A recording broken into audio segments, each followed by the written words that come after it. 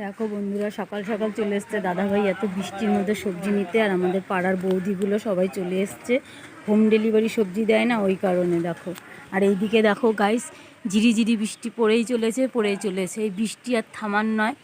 সূর্য মামা মনে হচ্ছে রাগ করেছে আমাদের ওপর, তাই জন্য সূর্য মামা 2-3 দিন ধরে দেখা নেই। আর আজকে গাইস দেখো হালকা হালকা হাওয়া দিচ্ছে, মনে হচ্ছে শুধু বৃষ্টি নয়, ঝড়ো হাওয়াও আজকে হবে। দেখো, দেখেছো? আর আমি বৃষ্টিতে ভিজে যাচ্ছি গাইস।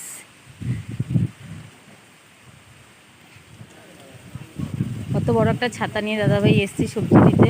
একদিকে খুব ভালো, তাহলে বাজারে যেতে হচ্ছে না। দেখো, আর এটা দেখো আমাদের পাড়ার রাস্তা। আর ঝিরিঝিরি বৃষ্টি পড়েই চলেছে।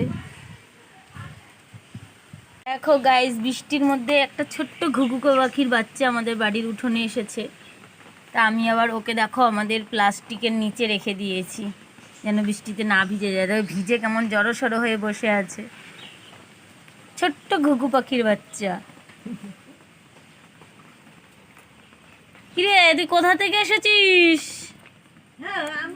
দেখো শীতে কেমন জড়সড় হয়ে বসে আছে ঘুঘু পাখির বাচ্চাটা। শীতে কেমন করছে দেখো, কি ভালো লাগছে না? চুপ করে আছে। ও তো নিচে থাকলে ওকে বিড়ালে খেয়ে নেবে। আমার দাদার ছেলে তো স্কুলে গেছে, না হলে ওকে বলতাম ধরে বাস্কেটে করে ঘরে নিয়ে যেতে।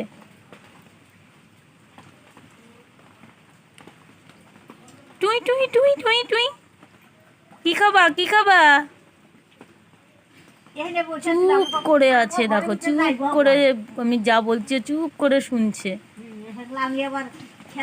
ওকে ঘরে নিয়ে রাখতে হবে, নাহলে বিড়াল টিড়াল আসলে না খেয়ে নেবে। টুনটুনু, মনে হচ্ছে ওদের বাসা ভেঙে গেছে ঝড়ে। এলো, ওকে নিয়ে ঘরে যাই। গাইস, বাইরে এত বৃষ্টি পড়ছে বলে ঘুঘু পাখিটাকে মা একদম খাঁচাই করে এনে রেখে দিয়েছে। ও একটু চাল খেতে দিয়েছে, খাচ্ছে না। কারণ বাইরে থাকলে ও ভিজে বিড়েলে খেয়ে নেবে, তাই ওকে ঘরে এনে রেখে দিয়েছে। খাচ্ছিস না কেন? কিরে, বৃষ্টিতে আমার বৌদি বাইরে মাছ কাটতে বসেছে। দেখো বাইরে কি বৃষ্টি পড়ছে, ভিজে ভিজে মাছ কাটছে। না, দেখো বৃষ্টির দিনে বৌদি গুঁড়ো মাছ এনেছে, বাইরে বসে বসে কাটছে ভিজে ভিজে।